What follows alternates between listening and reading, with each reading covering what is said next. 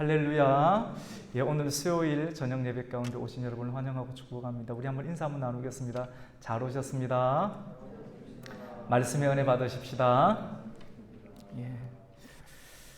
오늘 수요 예배 성경 본문의 내용은 다윗이 암몬 나라의 수도였던 그 랍바를 점령하는 내용들을 짤막하게 기록하고 있는 그런 내용입니다.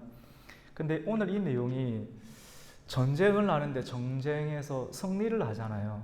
암몬 나라와의 전쟁 가운데서 그 수도를 점령하는 큰 쾌거를 허락하여 주시는데, 실제적인 상황을 보면 다윗이 하나님 앞에서 악을 행하였습니다.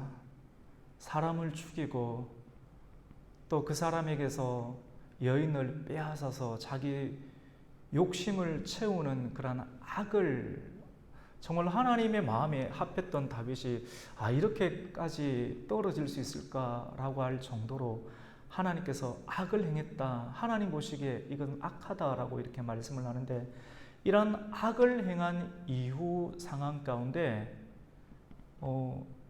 자녀를 잉태하게 되었습니다. 그런 상황 가운데 오늘 이 본문을 기록을 하고 있습니다. 우리아의 아내 밧세바를 취하였고, 또 정상적인 관계가 아닌 빼앗은 관계 속에서 자녀가 뱃속에서 커가고 있는 것을 감추기 위해서 전쟁터에 있는 우리아 충성스러운 자기 신하를 불러들여서 아내에게 들어가라, 잠을 자라고 해서 자기의 수치를 가리려고 하던 그런 못된 계획들이 충성스러운 우리아에게는 통하지가 아니하였습니다. 내가 어떻게 이 전쟁 상황 가운데서 내 혼자 좋으라고 그렇게 할 수 있겠느냐? 충성스러운 마음으로 끝까지 군인의 기계를 지키고 충성된 마음을 하나님과 또 그의 장군 앞에서, 어떻게 보면 하나님이 이렇게 전쟁 가운데서 앞서서 일하시는데 내가 어찌 마음 편하게 일생을 지낼 수 있습니까? 라고 하는 충성된 마음을 표현하게 되었습니다. 이 마음으로 인해서 다윗의 계획이 자기 계획대로 되지 아니하자 살인교사를 합니다. 살인교사를 하여서 지금 암몬의 수도였던 랍바성을 거의 점령할 수 있는 단계고, 사실은 다윗의 힘이 암몬 나라보다 훨씬 더 강하였습니다. 그대로 정상적으로 진행을 하게 되면 그 암몬성을, 그 랍바성을 취할 수 있는 그런 상황인데, 어떻게 하게 하느냐 하면 우리아를 최전방에 보내어서 우리아만 보내고 나머지 사람들은 빠지게 하여서 우리아가 그 상황 가운데서 죽게 하게 하는, 너무나도 말도 되지 아니하는 일들을 하면서 우리아도 죽고 그 주변에 있는 사람들 죽고 국가적 희생을 치르면서 자기의 만족과 자기의 그러한 과오를 덮으려고 하는 그런 못된 시도가 일어나게 되었고, 또 중요한 것은 그러한 다윗의 계획대로 우리아는 죽게 됩니다. 하나님이 살아 계시는데도 불구하고 다윗이 하나님의 선한 방향으로 생각하고 행동하는 것이 아니라 못된 방향으로 하고 있는데도 불구하고 하나님은 그 일들을 그대로 두시고 진행하고, 충성스러운 사람 한 사람은 죽음을 맞이하게 되고, 그 죽음 이후에 우리아의 아내 밧세바는 한없이 울었다라고 성경은 기록하고 있고, 그리고 그 기록 위에 하나님께서 이 일들을 바라보시면서 정말로 악하다라고 말씀을 했습니다. 이렇게 사무엘하 11장 26절 27절 다윗이 행한 그 일이 여호와 보시기에 악하였더라. 이 악한 이유 가운데 하나님께서는 나단 선지자를 보내어서 비유를 통하여서 그의 죄를 회개할 수 있도록 말씀의 은혜를 주셨는데, 그 말씀을 통해서 다윗은 자기의 잘못을 철저하게 회개를 하게 됩니다. 근데 오늘 우리가 함께 읽었던 사무엘하 12장 26절부터의 내용, 26절 바로 위에 보면 솔로몬이 태어나는 내용들을 이렇게 기록을 하고 있는데요. 솔로몬 출생 기사 이후에 기록된 그런 랍바성 함락 사건이 실제로는 연대기손으로 기록된 것이 아니라 실제적으로는 11장 26절 25절에 연결된 우리아가 죽고 우리아의 아내는 울고 있고 하나님은 하나님께서 보시기에 이것은 악한 일이다, 하나님 보시기에 악하다고 하고 있는 그 상황에 연상에 있는 상황 속에서 지금 랍바성을 함락하는 이야기, 그리고 하나님께서는 다윗이 악하게 일을 하고 있는데도 불구하고 어떻게 합니까? 그에게 승리를 주는 장면들, 여러분 이해가 되십니까? 선하신 하나님, 좋으신 하나님이 살아계시고 섭리하시고 경영하시는 이 세계의 통치 가운데 과연 하나님은 어디 계시는가? 왜 충성스러운 신하였던 우리아는 죽어야 했으며 다윗이 잘못된 길을 가고 있음에도 불구하고, 한 여인의 눈물이 있음에도 불구하고, 다윗의 잘못된 길이 있음에도 불구하고 하나님께서는 왜 다윗에게 승리를 허락하여 주시는지 우리는 다 이해가 되지 않습니다.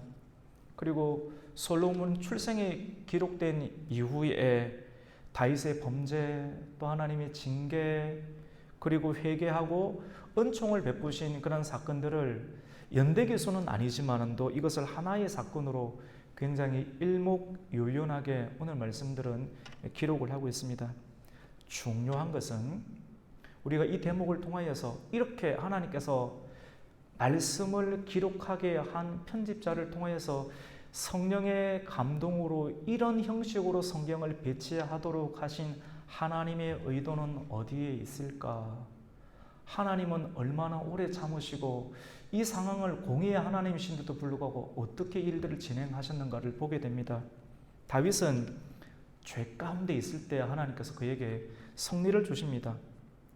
여러분, 왜 다윗이 죄 가운데 있는데 하나님께서 보시기에 악함 가운데 있다라고 말씀하시면서 랍바성을 공격하여 승리를 거머쥐고 그 머리에 금면류관을 쓸 수 있는, 누구든지 보더라도 이것은 영광스러운 일인데 내부적으로는 도덕적인 추악함의 사건들이 있지만 대외적으로는 다른 나라를 정벌하여서 왕의 위상을 높이고, 그리고 그 암몬의 왕이 쓰고 있던 그 금면류관 한 달란트가, 금 한 달란트, 순금 한 달란트가 되는, 우리로 환산하면 34kg의 어마어마한 금무게를 자기의 머리에 관을 씌워서 많은 사람들에게 박수와 갈채를 받게 하는 그런 영광을 하나님께서는 왜 어찌하여 다윗에게 허락하여 주는지 우리는 의아할 때가 있습니다. 여러분, 그 이유는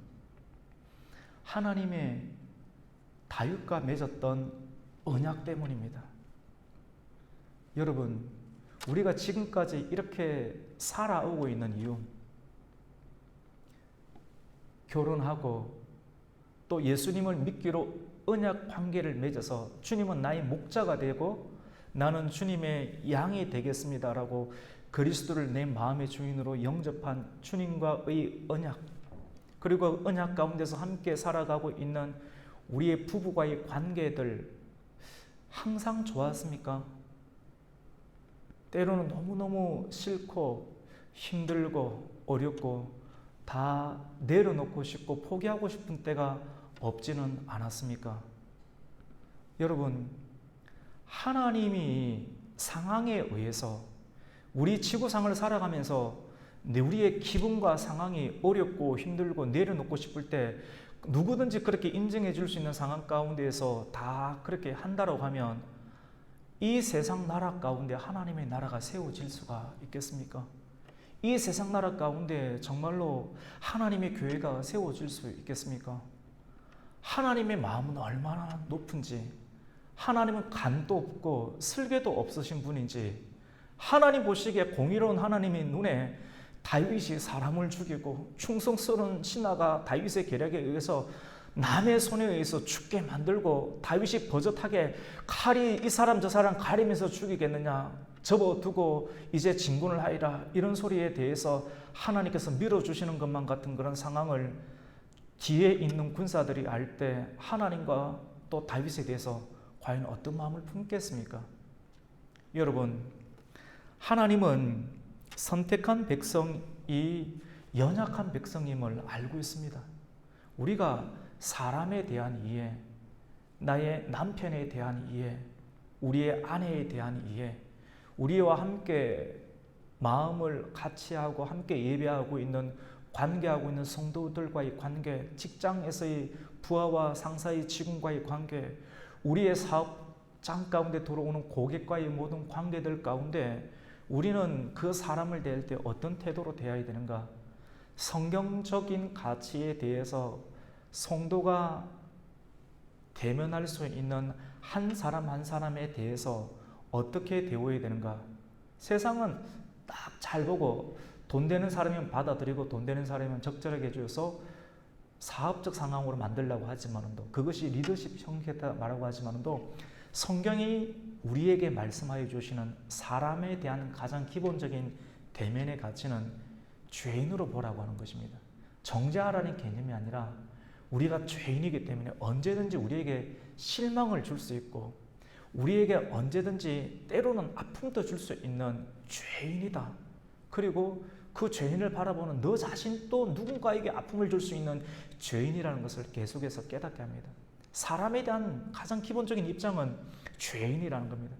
죄인이 죄인을 정죄할 수가 있습니까? 근데 더불어 이해하는 거죠. 어떻게 이해할 수 있습니까? 이해해야지만이 우리가 살아갈 수, 이해를 못하면 끝을 내야 되는 것인데 어떻게 이해를 할 수 있습니까? 하나님께서 나를 정말 사랑하셔서 이렇게 먹여주시고 인정해 주시고 또 밀어주시고 누군가에게 좋은 이야기를 할 수 있도록 누군가 입을 열어주시고 때로는 방패막이를 하게 해주시는 하나님의 고유한 지속적인 역사하심이 있다는 것을 우리가 깨닫고 알게 될 때, 그 엄청난 달란트와 같은 죗값을 치유받았던 은혜를 알게 될 때 누군가가 우리에게 한 100데나리온 정도 죄를 지은 사람들에 대해서 감옥에 쳐넣는 어리석은 일들을 우리는 하지 않을 수 있지 않겠습니까? 여러분, 하나님은 선택한 하나님의 백성의 연약함이 있지만 언약 때문에 그에게 승리를 주셨어요. 다윗이 잘했기 때문에 하는 것이 아니라 다윗이 그렇게 고약한 일들을 했는데 하나님께서 깜빡 그것을 까먹고 잊으신 것이 아니라 그것을 시퍼렇게 다 알고 있음에도 불구하고 하나님께서 다윗과 맺었던 사무엘하 7장 말씀 가운데 나오는 그 언약 때문에, 그 언약의 말씀 때문에, 말씀 그 자체이시고 그 말씀을 말씀되게 하시는 하나님의 속성과 하나님의 거룩함과 하나님 말씀을 신실하게 이루시는 하나님의 이름에 걸맞는 속성 때문에 다윗이 잘못했음에도 불구하고 다윗에게 라빠를 쳐서 승리할 수 있고 그에게 검멸류관이 서는 것을 버젓이 보고 그렇게 박수갈채를 보낼 수 있는 상황을 만들어줍니다. 우리가 장사를 한다 할지라도 요즘 시대 장사하기 정말 힘듭니다. 남 밑에서 돈 벌어 먹는 것도 힘들고 자본을 만들어서 다른 사람을 데리고 일을 시키는 것도 정말로 힘듭니다.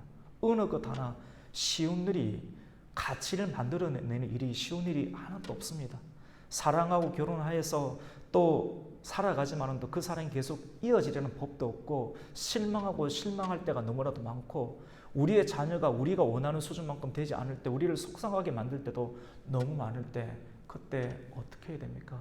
우리가 실망하지 아니하고 그럼에도 불구하고 포기하지 아니하고 낙심하지 않을 수 있는 것은 오늘 수요 예배 가운데 주시는 하나님의 본문의 말씀 가운데 있는 하나님의 다윗에 대한 처우, 연약하지만 하나님 앞에서 또 회개하고 일어서서 다시 밥을 먹고 움직이는 다윗의 태도를 집중하게 하시는 하나님의 그 모습들을 통하여서 우리는 다시 살아가고 살아야 되겠다. 그리고 힘을 내야 되겠다. 다시 시작해야 되겠다라고 하는 그런 마음들을 일으키게 됩니다.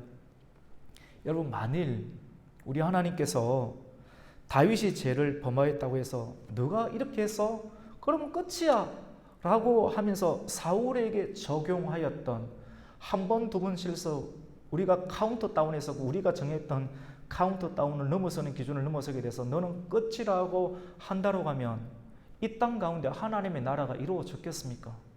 그리고 예수님께서 오실 수 있는 발판을 마련하실 수가 있었겠습니까? 하나님은 암몬을 정벌하고 또 이스라엘의 최대의 적이었던 블레셋을 완전히 정복할 수 있도록 다윗을 계속해서 밀어줍니다. 마음에는 들지 않았지만 끝까지 밀어주고, 뭐에 근거해서?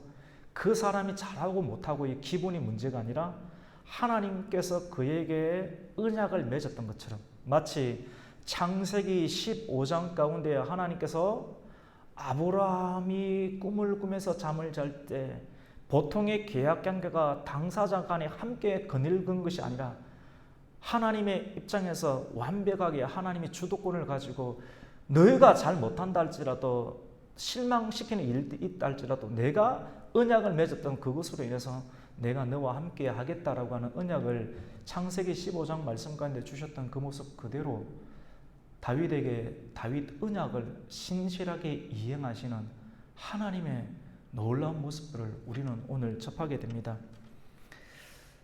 하나님의 공의는 어디 있습니까? 그리고 충성을 다하였던, 신앙을 가졌고 헷사람 우리야, 유대 사람도 아닌, 그리고 헷사람 우리야, 그 가나안 족속이었던 우리야, 오늘날로 친다라고 하면 우리나라 한민족인데 한민족은 한민족에 대한 수준이 있기 때문에 신경을 쓰고 대우를 해주지만, 예를 들어서 하나님 입장에서는 다 공평하지만 사람들은 기준을 정하고 문화의 수준을 정해서 우리보다 낮은 수준의 GNP와 문화 수준을 가지고 있고 언어 수준을 갖고 있는 사람들에서는 함부로 대하는 경우가 있는데, 그러한 대우를 받을 만한 형태, 그 당시 햇사람의 아내를 빼앗은 일들이 그 당시 상황 가운데 그렇게 큰 이슈의 문제로 드러나지 아니할 수도 있겠지만도 다윗은 철저하게 자기 자신의 가오를 드러냅니다. 문화적인 상황으로 눌러버리는 그런 일들처럼 보이는 그런 상황. 근데 다윗은 철저하게 내가 잘못했다, 그 사람이 바로 나이다라고 고백을 합니다. 여러분, 고백을 하고 회개를 하면 하나님께서 용서를 해주시는데요, 그 용서라고 하는 것은 그 못자국은 빼주지만도, 못은 빼주지만도 못이 들어갔던, 죄를 지었던 그 사람의 아픔, 누군가에게 아픔을 주었던 기억과 그 자국들은 지워지진 않습니다. 언제 지워집니까? 우리가 죽어야 돼요. 죽어야 되고, 주님의 은혜로 우리가 죄 용서를 구할 때마다 우리가 죄를 지었던, 그래서 주님의 못자국을 새겨놓았던 못자국은 다 빠지고 구멍이 벙벙벙 뚫려 있는 몸들이지만도 용서하면, 죄 짓고 또 용서하면 은혜를 주시죠. 또 용서하면 받죠. 그런데 온몸이 구멍창입니다. 왜냐? 죄 흔적이 그리 많습니다. 언제 이 문제가 해결이 받습니까? 죽고 주님께서 강림하시고 부활하실 때 변화된 육신을 입게 되면 이 부분들이 다 깨끗하게 치유를 받게 되겠죠. 그런데 하나님은 죄 용서는 해주시고 또 뽑아는 주시지만도 그 흔적은 있는데 그 흔적을 기억하게 하십니다. 사람이, 육신을 갖고 있는 사람이 지난날의 아픈 기억을 기억하는 것도 필요합니다. 슬픈 것도 필요하고 아픈 것도 필요하고, 너무나도 내 가슴이 찢어지게 그런 생각이 나는 그런 기억들도 필요합니다. 왜냐? 우리는 언제든지 죄를 지을 수 있는 연약한 육체를 가지고 있기 때문에 우리 입술에서 나오는 그런 고백이 하나님을 찬양하는 고백이 될 수도 있고, 언제든지 하나님을 배신할 수 있는 입술을, 우리는 연약한 육체의 입술을 가지고 있기 때문에 그렇습니다. 그래서 하나님은 용서는 해주시지만도 용서 이후에 징계를, 1차적인 징계 가운데 다윗이 금식하고 기도하는 일들이 있었지만도 그것으로 끝이 난 것처럼 보이지만 그것이 끝이 난 것이 아니게 됩니다. 하나님의 마음은 굉장히 넓어서 금멸류관도 씌워주시고 박수를 받게도 하시고 블레셋을 정벌하게도 하시지만도 모든 것이 다 정리돼서 하나님 나라의 기초가 완성이 되고 교회의 깃털이 만들어진 이유 가운데 그때 하나님께서는 이 문제를 철저하게 다루십니다. 뒤끝이 끄다 이렇게 생각할 수도 있겠지만도 철저하게 다루시면서 그의 아들 압살롬의 사건, 그리고 다말 그 누이 다말이 또 강간을 당하고 또 아파하는 그런 상황들, 그리고 압살롬이 반역을 일으켜서 아버지를 몰아내는 사건들, 주변에 있는 사울의 잔재 세력이 돌을 던지면서 다윗에게 너가 이럴 줄 알았다, 사울 왕을 폐위시키더니 다윗이 사울 왕을 폐위시키지도 않았는데 사람들은 다윗 편에 속했던 잔류 세력들은 결국은 다윗의 전세가 기울었을 때 먼지 티끌을 일으키면서 다윗에게 저주를 폭수를 퍼붓는 일들이 일어나는데, 그런 상황을 철저하게 다윗은 겪게 되는 것입니다. 여러분, 죄를 짓고 또 나단을 통해서 깨닫고 또 나단을 통해서 뭐라고 말씀하는가 하면, 그 아이 다윗이 죄 가운데에서 밧세바와 동침해서 임신을 하게 되고 그 임신한 아이가 출산을 하게 되는데, 나단 선지자를 통해서 주시는 말씀은 하나님의 말씀이거든요. 말씀은 뭐라고 선지자를 통해서 이야기를 하냐면 이 아이는 반드시 죽으리라 라고 말씀을 했습니다. 아이는 죽는다. 12장 14절 말씀 가운데 읽어드리면, 이 일로 말미암아 여호와의 원수가 크게 비방할 거리를 얻게 하였으니 당신이 낳은 아이가 반드시 죽으리다 하고 나단은 집으로 돌아갔다라고 말씀을 합니다. 여러분, 이 대목에서 우리는 또 잠시 멈춥니다. 말씀대로 성취가 되는 것을 저도 알고 있고 여러분도 알고 있고, 저나 여러분들보다 훨씬 더 영적인 수준이 높았던 다윗조차도 말씀대로 이 세계가 통치되고 이루어진다는 걸 누구보다 잘 알았던 사람이 다윗인데, 다윗이 하나님께서 그에게 나단을 통해서 주신 말씀은 아이가 죽는다라고 하는 말씀인데, 그 죽는다고 들었으면 아이가 죽도록 내버려 둬야 되는데 그것이 말씀대로 가는 것 아니에요. 맞지 않습니까? 그런데 그 말씀을 들었음에도 불구하고 과연 이런 말씀을 들을 때 우리의 순종은 어떤 모습으로 드러나야 됩니까? 고민이 실제적이죠.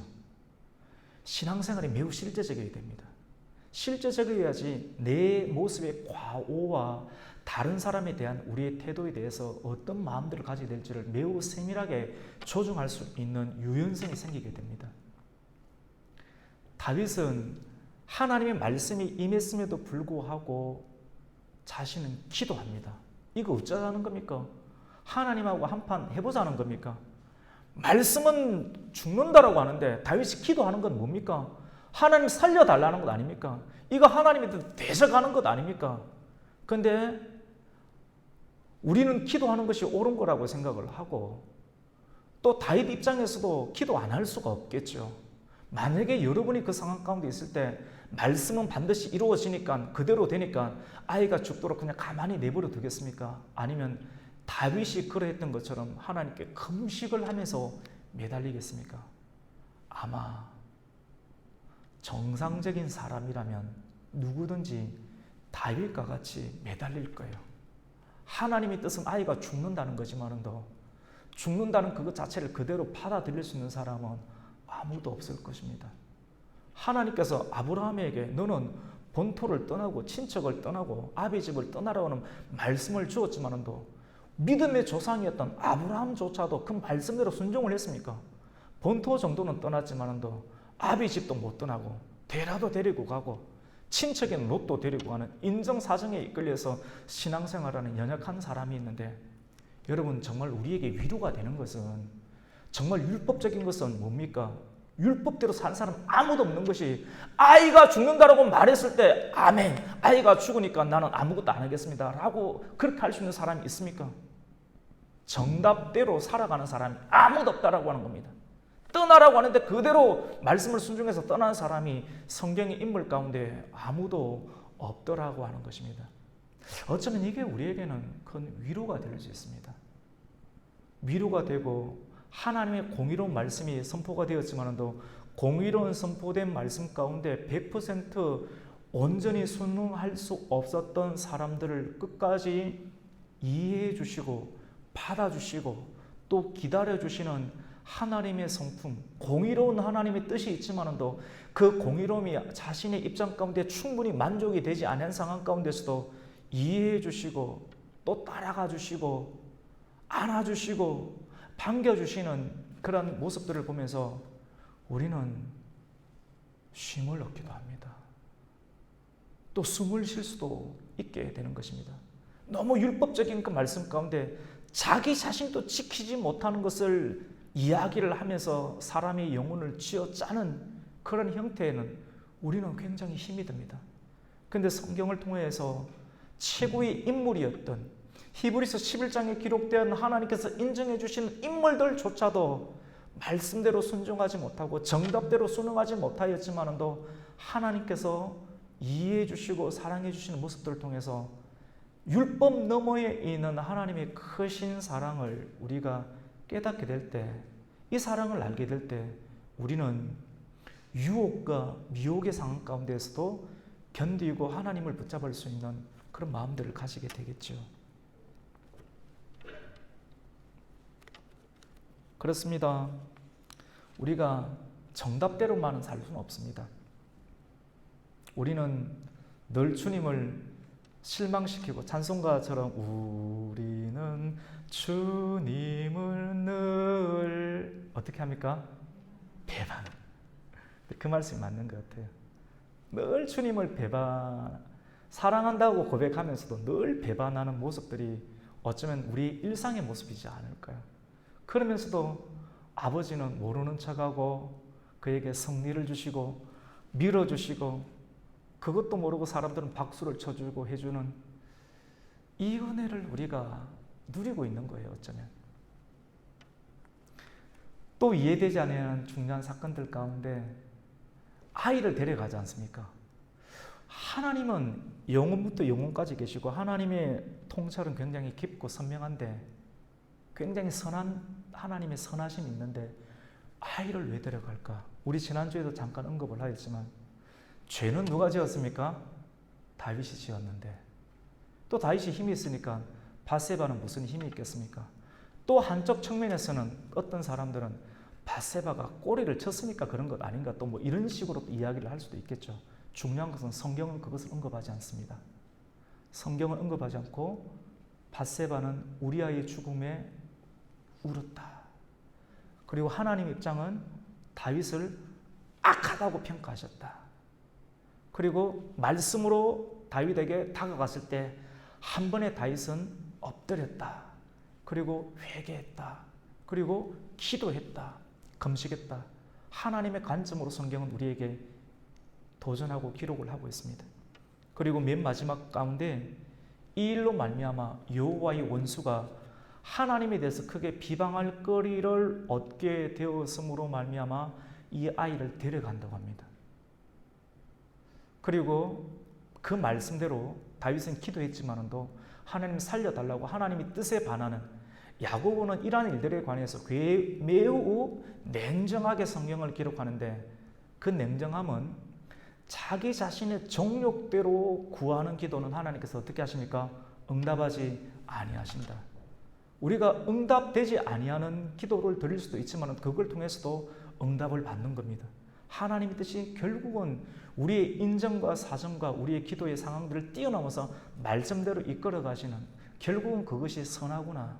우리가 보기에는 슬픈 일이고 아픈 일인데 모든 것이 하나님을 사랑하는 자, 곧 그의 뜻대로 부르심을 입은 자들 가운데는 지금 우리에게 지금 일어나고 있는 것은 힘든 거예요. 지금 여러분에게 일어나는 일들이 힘든 건데 힘들지만도 여러분이 하나님을 사랑하고 여러분이 하나님의 뜻 가운데 부르심을 입은 은혜의 증거들을 가지고 있다라고 하면 여러분에게 지금 힘든 이 상황은 반드시 이후의 세계 가운데 선한 일로 드러나게 될 줄 믿으시기를 축원합니다. 그래 믿음을 가져야 됩니다. 믿음으로 견뎌야 돼요. 현재의 상황을 믿음으로 견디는 것이 우리가 예배에 나오는 부르심에 합당한 일들이라고 볼 수가 있습니다. 적들은 조롱하는데 하나님의 나라 그리고 하나님의 교회 입장, 교회 가운데 하나님의 나라 가운데 어린아이들은 희생해도 되는가?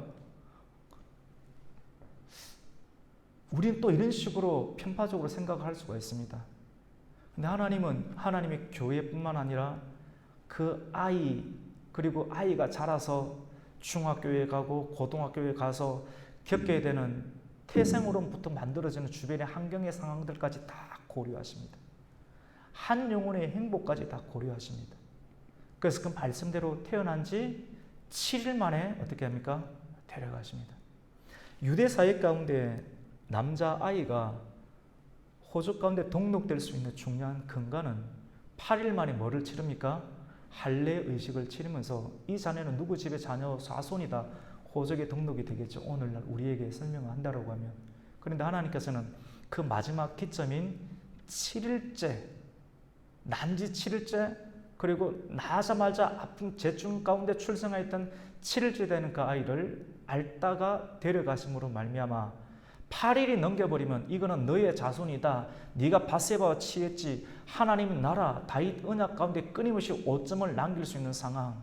그리고 여호와 하나님의 이름이 조롱거리가 될 수 있는, 비방거리가 될 수 있는 그 상황을 하나님께서는 어떻게 하십니까? 피해 가시고 건져 주시고 그것을 하나님의 편으로 데려가십니다.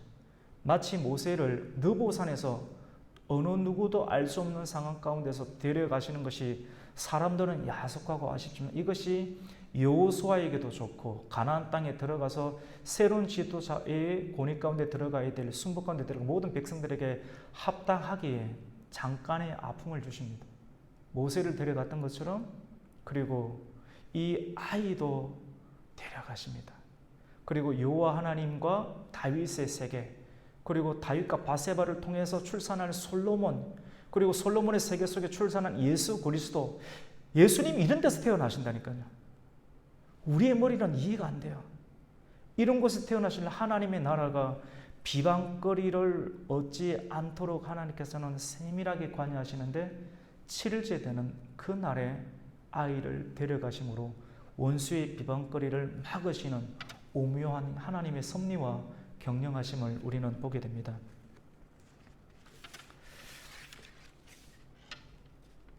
성경은 아이의 죽음에 관하여서 아이가 슬픈 사람이다, 불쌍한 사람이다라고 하는 여지를 두지 아니하도록 굉장히 짧은 속도로 진행합니다. 그리고 우리아의 안에 있던 밧세바는 어떤 것인가라고 여지를 둘 수 있는 본문의 여지는 전혀 두지 않습니다. 그리고 다윗의 태도에만 집중하게 하십니다. 다윗이 악했다, 네가 잘못한 것이고 잘못된 것 철저하게 회개하고 고백해야 되고 앞으로 인생 가운데 철저하게 이것에 아픔을 주시면서 다윗의 인생을 회개하게끔 하시고 그리고 오고는 모든 세대들 가운데 이 죄가 얼마나 무섭고 얼마나 치밀한가. 여러분 다윗이 짓는 죄가 얼마나 치밀합니까? 치밀하고 교활하고 가정을 무너뜨리고 아픔과 슬픔과 눈물을 대동하게 하는 이게 얼마나 죄를 짓는 거지 치밀하게 해야지만 죄를 지을 수 있는가를 철저하게 다윗을 통해서 드러내게 하시는 죄를 드러내야지 치유를 받을 수가 있습니다. 드러내게 하시는 하나님의 역사를 우리는 보게 됩니다. 그리고 다윗의 태도에 성경은 집중합니다. 오늘 우리가 함께 읽었던 사무엘하 12장 26절부터 31절까지의 내용은 이제 처음으로 다시 돌아갑니다.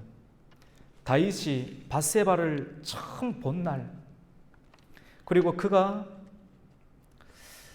왕궁의 지붕 위에서 있었던 이유를 제시합니다.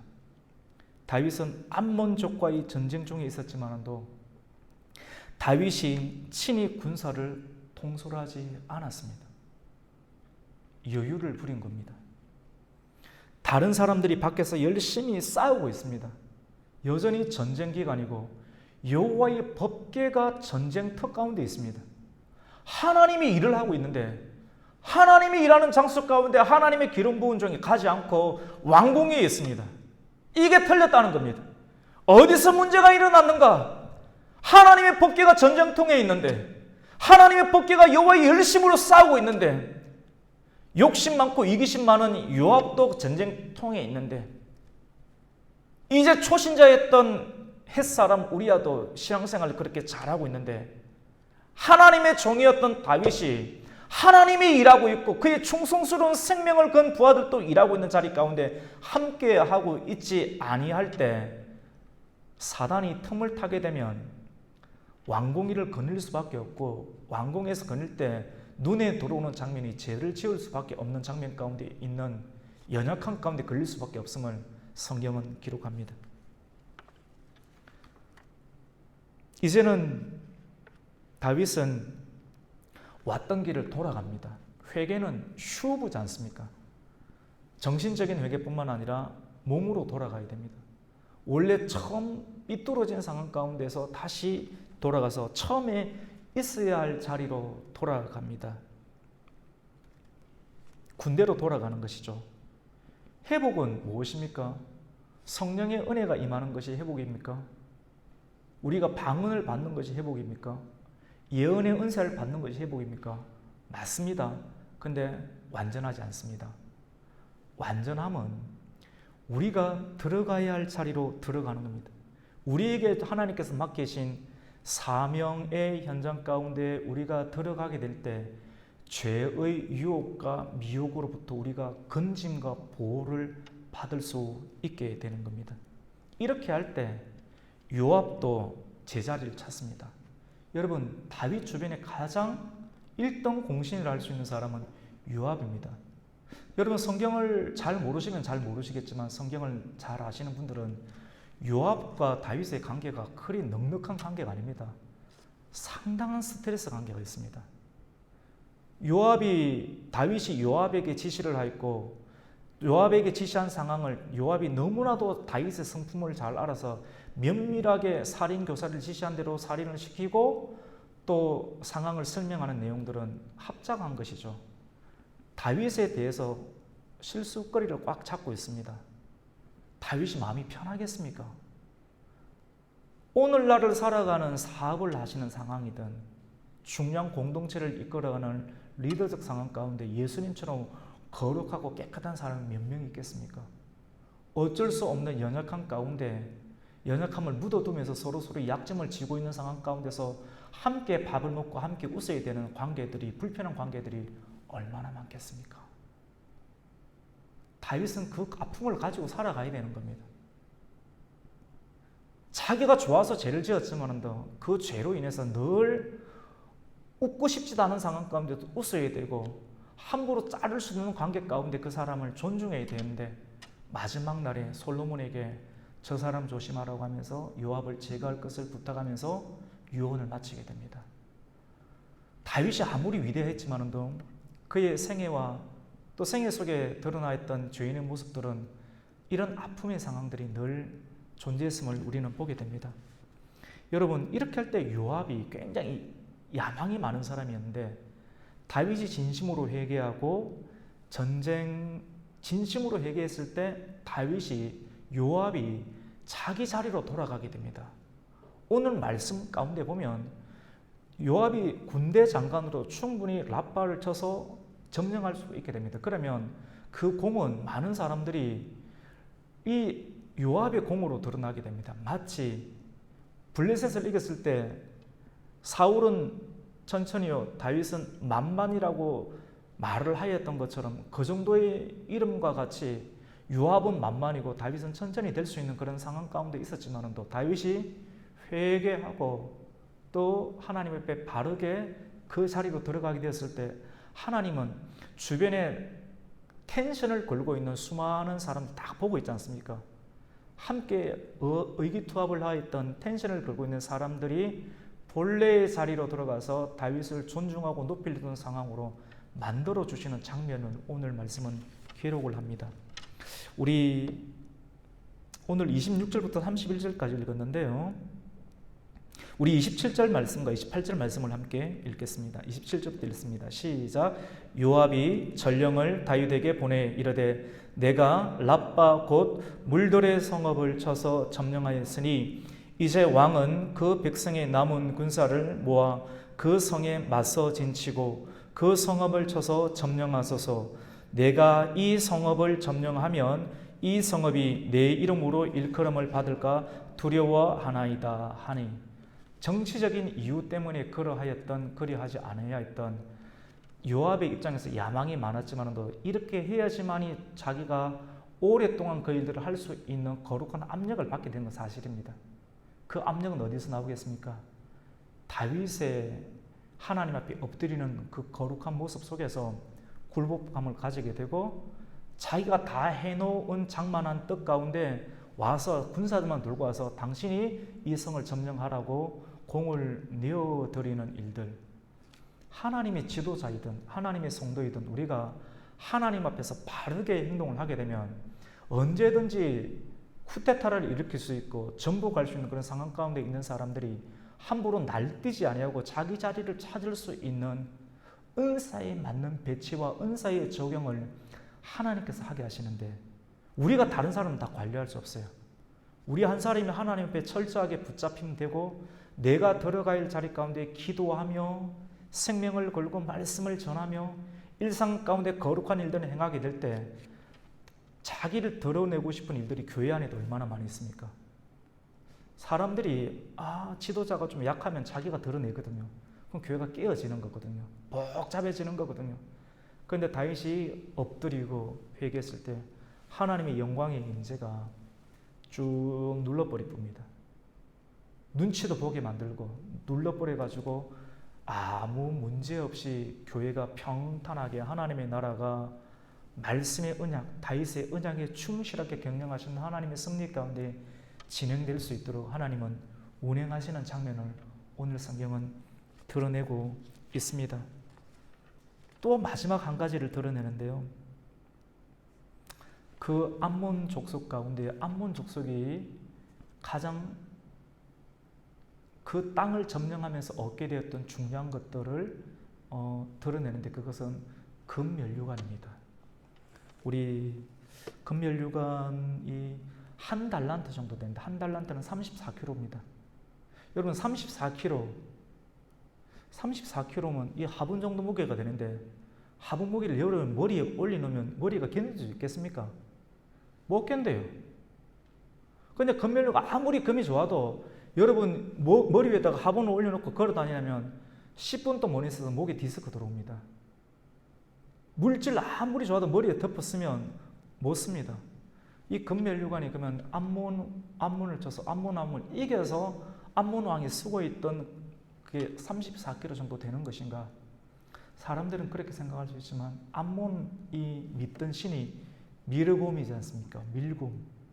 우상에게 드렸던 재물, 우상이 쓰고 있던 금, 하나님께 드려야 될 순금이 우상에게 들어가 있던 것, 그것을 하나님의 복음으로 전파해서 쳐서 복음의 땅으로 만들어서 그것을 다윗이 취하는 장면입니다.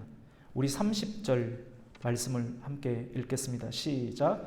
그 왕의 머리에서 보석 박힌 왕관을 가져오니 그 중량이 금 한 달란트라.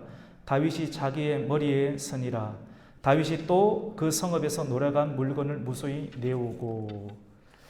여러분, 다윗이 회개를 했지만도 죄를 범한 상태에서 회개가 진정한 회개가 나올까요? 말씀을 마무리합니다. 여러분, 아무리 좋은 면류관이라도 자기가 쓰면 되겠습니까?